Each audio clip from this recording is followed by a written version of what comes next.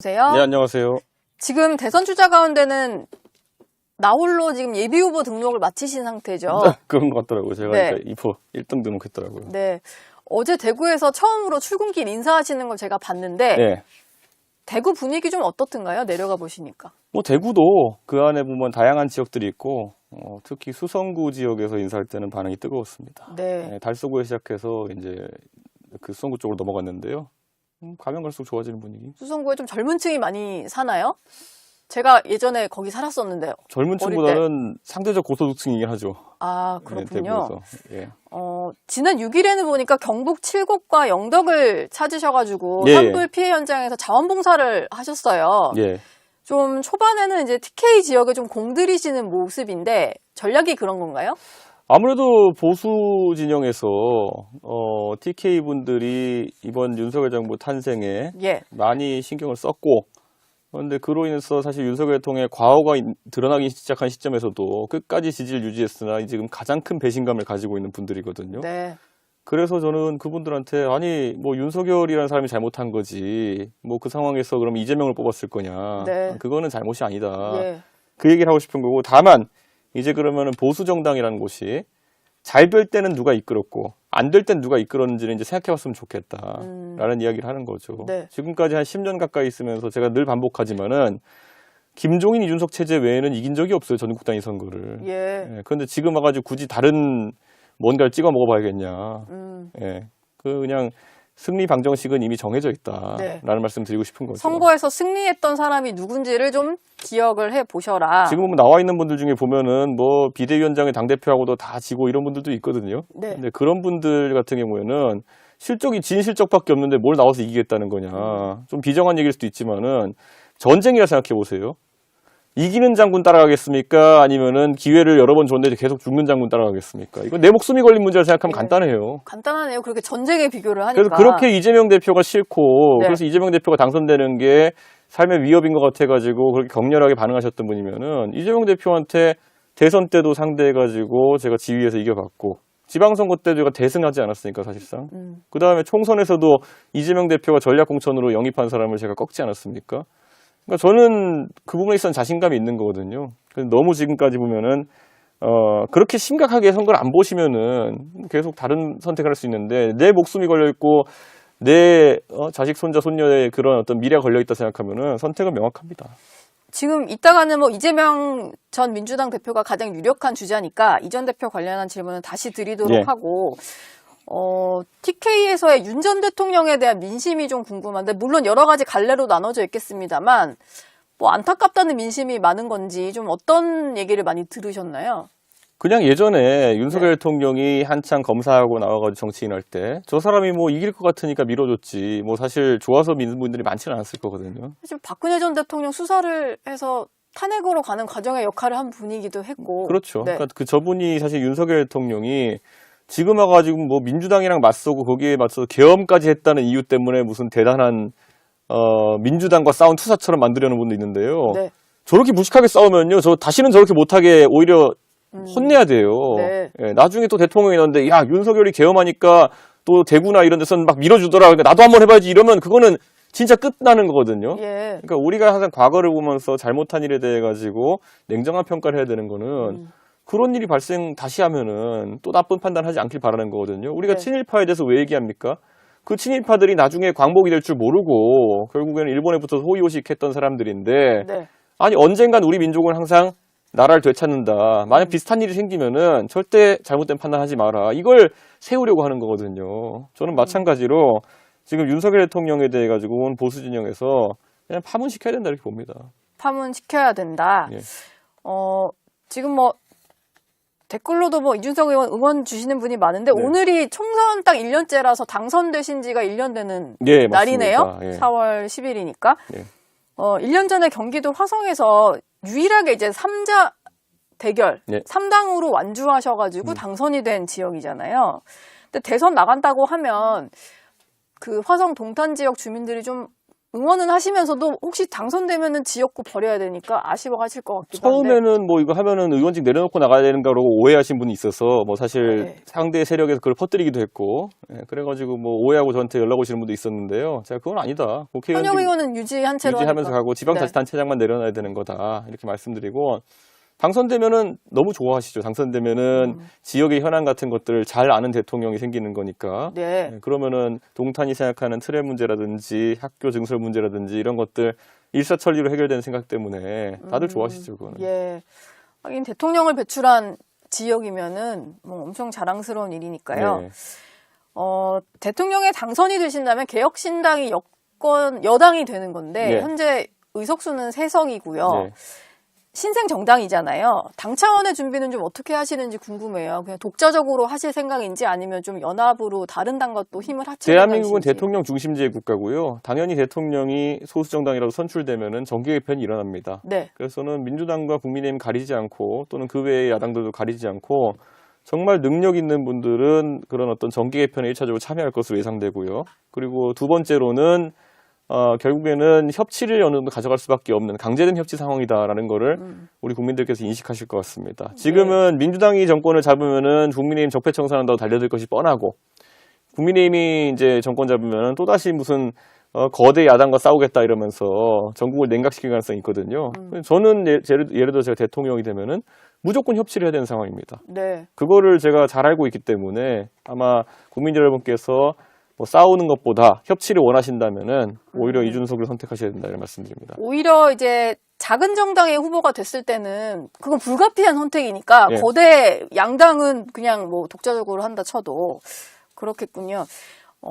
이 얘기도 좀 여쭤볼게요. 네. 그 화성 동탄 경찰서 이제 이 의원 지역구에 있는 경찰서에서 네. 이준석 의원의 하버드대 졸업을 공식 확인했다라고 밝혔는데 이게 또 이걸 가지고 좀 시비를 거는 사람들이 뭐 있었던 모양이죠. 뭔가 확인을 한 것 같아요, 경찰에서. 많죠. 그래가지고 이분들이 시비 거는 것에 그치지 않고 계속 제가 선거 나갈 때마다 공직선거법 위반으로 허위사실 유포를 걸어요. 하버드대 졸업은 허위인데 왜? 예, 그래가 신나게 걸어가지고 이제 결과들이 나오는 겁니다. 근데 지금까지는 주장이 너무 허접했기 때문에 그냥 보자마자 무혐의 처리를 계속 해왔던 것이고 이번엔 그런데 경찰서가 의지를 갖고 실제 형사 공조까지 해가지고 하버드대 쪽에 확인을 한 거군요. 받아온 거거든요. 근데 네. 이거 하면 또 지금도 댓글 다는 분들 중에 보면요. 예. 야, 이런 거 하지 말고 졸업장하고 졸업증명서 갖고 와라 뭐 이러면서 왜 안 보여주냐 이러겠거든요. 이미 6년 전에 10년 전에 보여줬어요. 그 올리셨잖아요, SNS에. 그러니까 그 유튜버들한테 낚여가지고 결국에는 저는 제가 여기 정치 시그널 나올 때마다 네. 보수 유권자들이 많이 보는 거 알기 때문에 되게 평소보다 강하게 얘기하는 게 뭐냐면요. 제발 이런 가십성 유튜브에 낚여가지고 정치인들 행보에다가 뭐 앞에 똥을 뿌리지 마라 네. 라는 얘기를 하는 게 이게 사실 뭐 생산적인 의혹도 아닐 뿐더러 이미 다 끝난 건데 예. 유튜버 누가 나와가지고 떠들면은 야 누가 떠들더라. 근데 그분이 뭐 유학을 가본 분도 아니고요. 아무 그게 없는 사람이에요. 근데 무슨 연구소 타이틀이라고 하나 달고 있으면은 예. 진짜 무슨 연구소장인 줄 알아요. 네. 그래가지고 그 사람만 낚여가지고 이제 계속 온 동네에 이준석 욕 달고 다니고 이제는 제가 후보 자격을 획득했기 때문에요. 이제는 공직선거법 위반으로 걸립니다. 그분들이. 오히려 이제 후보를 허위 사실로 비방할 후보자 경우에는. 비방은요. 이거 잘못하시면 감옥 갑니다. 벌금이 아니라 이거는. 네. 네, 그렇기 때문에 제가 경고하는 게 뭐냐면요. 이게 제가 평상시에는 제가 이런 것들 그냥 뭐 그래 뭐 그렇게 사시는 분도 있겠지 했지만은 네. 선거 과정에서 이런 것을 조직적으로 유포하시는 분들한테는 선처할 이유가 없거든요.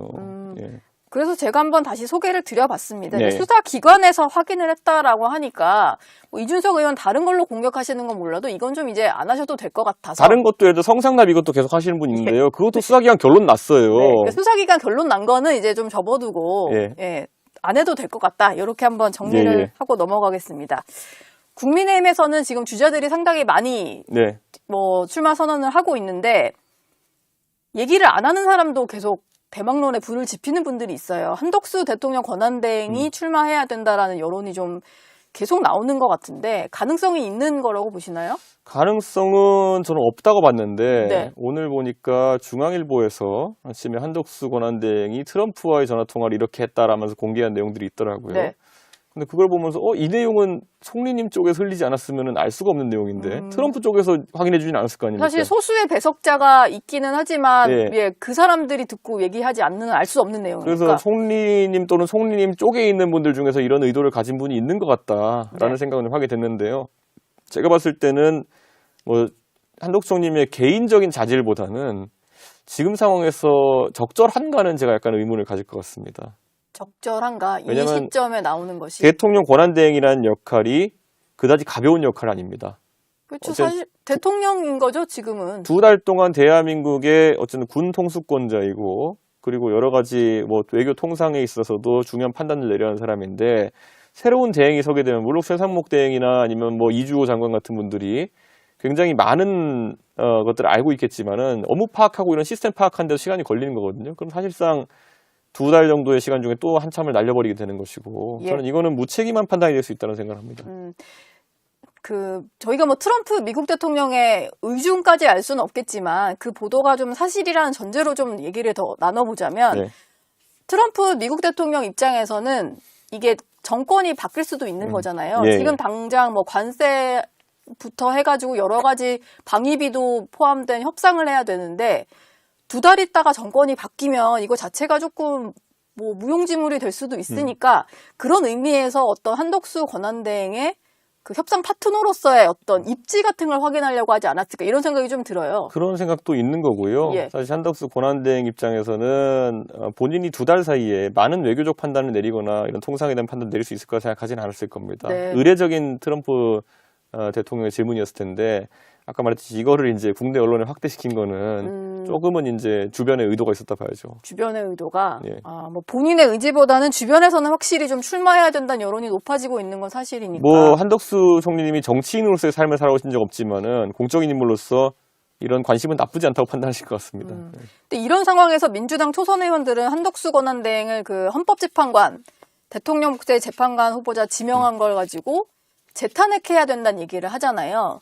이런 와중에 탄핵을 추진하는 것은 오히려 한덕수 대행 입장에서 고마운 일 아닐까요? 탄핵이라는 게 2달 내로 심판 결과가 나올 리가 없거든요. 예. 그럼 이분이 실제 탄핵이 될 가능성은 없는 거거든요. 네. 예. 그런데 그런 상황 속에서 이걸 추진하겠다는 거는 직무 정지를 그냥 시키겠다라는 건데 민주당이 자꾸 탄핵 자체를 그 자체를 하나의 그냥 수단으로 써가지고 자꾸 이런 일을 벌이고 있는데 탄핵은 공무원에 대한 징계 또는 그리고 뭐 어떤 경고 조치 중에 가장 강력한 겁니다. 네. 예를 들어 우리가 장관에 대해서도 보면요. 보통 국회에서 해임 건의안을 올립니다. 그렇게 하는 경우 많고 그 다음에 안 되면 탄핵이라고 하거든요.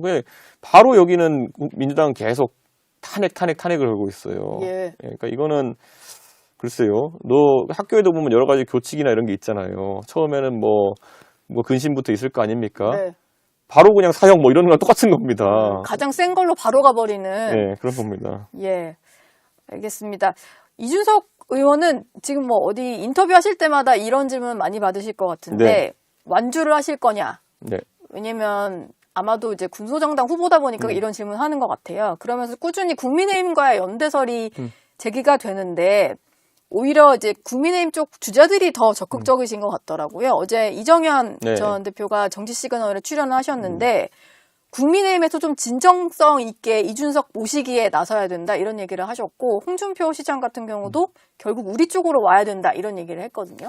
뭐 이정현 대표님이나 아니면 홍준표 대표님 둘 다 저랑 워낙 친한 분들이기 때문에 네. 좋은 말씀 주시고 저를 생각해서 하시는 말씀이겠죠. 그런데 제 운명은 제가 좀 개척하는 측면이 있기 때문에 한 가지 또 확실한 거는 지금까지 이준석에 대해서 정치 시작한 뒤로 많은 조언을 예. 제가 감사하게 듣지만은 그 조언대로 제가 움직인 적은 별로 없다. 예, 그건 하나 확실하죠. 사실 저 탈당할 때 생각해 보면은 개혁신당 차릴 때 뭐 어떤 분들은 저주로 시작해서 어떤 분들은 진정성 있는 조언으로 저한테 만류하신 분들도 있고 뭐 그런 분이 있었는데 네. 제가 만약에 탈당하지 않고 국민의힘에서 계속 남아서 선거를 치렀다고 했으면은 지난 총선에 당선도 장담하기 어려웠을 것이고 지금 이 탄핵과 계엄 국면에서 제가 완전히 나락갈 수도 있었던 거거든요. 예. 그러니까 저는 조언을 해주신 선의는 제가 고맙게 받지만은 제 운명은 후회 없이 제가 판단하는 것이다. 이렇게 봅니다. 어쨌든 단일화는 없다라는 얘기로 네, 저는 들리고 일관되게 이야기하고 있습니다. 향후에 연대는 가능한 거죠? 국민의힘과 어떤 정책적 연대라든지 뭐 그건 근데 대선에서 중요하진 않아요. 총선에서는 그런 식으로 해가지고 뭐 네. 연대 가능할 수 있겠지만은 대선에서는 연대라는 거는 사실 큰 의미는 없고 예. 아마 이재명 대표에 대한 위기의식 정도는 공유할 수 있지 않을까. 네. 근데 저희가 분류를 일단 지금은 뭐 여권, 네. 범야권 이렇게 분류를 하는데 이준석 의원은 뭐 중도와 보수 쯤에 있는 후보로 분류를 해야 됩니까? 어떻게 해야 될까요?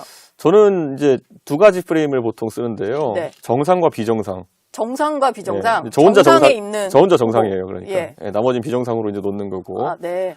미래와 과거. 저 혼자 미래고 나머지는 과거예요. 근데 이게 너무 극단적이라 생각할 수도 있겠지만은 제가 얘기하는 것처럼 저는 사안별로 굉장히 제가 어떤 판단하는지 그 근거를 다 얘기하거든요. 그래서 제가 오락가락을 잘 안 하거든요. 한 판단을 하면은. 예.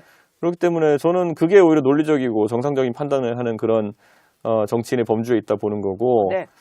미래와 과거로 놓고 봤을 때 저는 뭐 과학기술이라든지 글로벌 환경이라든지 이런 얘기를 계속 많이 하려고 하는데 법조인 정치하시는 분들은 과거의 일을 바탕으로 해서 쟤는 감옥 보내야 된다, 나는 방탄해야 된다 이런 얘기를 많이 하세요. 그러니까 과거를 토대로 단죄하는 일을 많이 하니까. 그렇죠. 그게 뭐 그분들 평생 직업이었으니까 그런 예. 경우가 있겠죠. 그러니까 저는 과거와 미래로 나뉜다면 미래 세력에 속한다고 얘기하고 싶고 그리고 정상과 비정상 나눴을 때 저는 정상이 되고 싶다 이런 말씀드립니다. 예.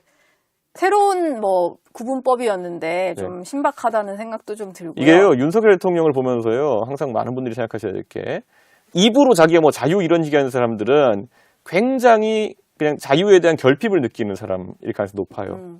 저 진짜 제가 보수주의적 정책관을 갖고 있지만은 저 그렇게 막 자유 이런 얘기 막 계속 얘기 안 하거든요. 제가 행하는 행동이 자유주의적 관점에서 해야 되는 것이지 자유 30번 이게 주문도 아니고 무슨 종교적 주술도 아니고 주문을 30번을 치면 뭐 자유가 된다 이런 게 아니잖아요. 근데 윤석열 대통령이 딱 그런 전형이거든요. 하는 행동은 전혀 안 그런데 입으로 무슨 뭐 자유 그리고 뭐 공산 세력을 때려잡아야 되고 말만 센 사람이거든요. 그래서 저는 더 이상 이제 보수 진영에서 그런 사람한테 맡기면 안 된다. 네. 이런 생각하는 거죠. 입을 보지 말고 발을 봐야 되겠네요. 어떤 행동을 하는지. 그렇죠. 예. 예.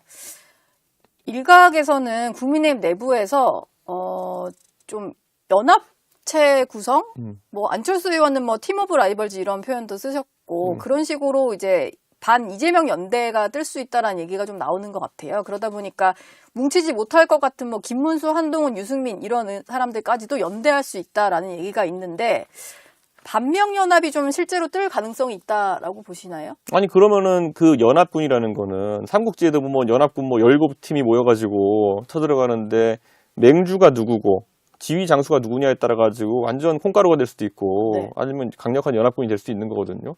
2차 대전에서 미국이 주도권 잡아가지고 아이젠하워 중심으로 아니면 메가더 중심으로 이렇게 정쟁을 치렀으니까 되는 거지. 네. 그게 안 되면 1차 세계대전때는 오합지졸이었어요. 그러니까 저는 마찬가지로 만약에 그런 걸 하려고 그러면은 안철수 의원이 본인이 맹주가 되겠다는 걸까요? 저는 안철수 의원의 그런 지휘력이나 이런 거를 아무도 못 믿을 거라 생각합니다. 김문수 전 장관은 전 지휘력이 어떤가요? 없다 생각합니다. 지휘력이 제가 얘기하지만 전국 단위 선거나 이런 데서 예. 결국에는 거대 세력을 이끌고 승리를 만들어 본 경험은 저밖에 없어요.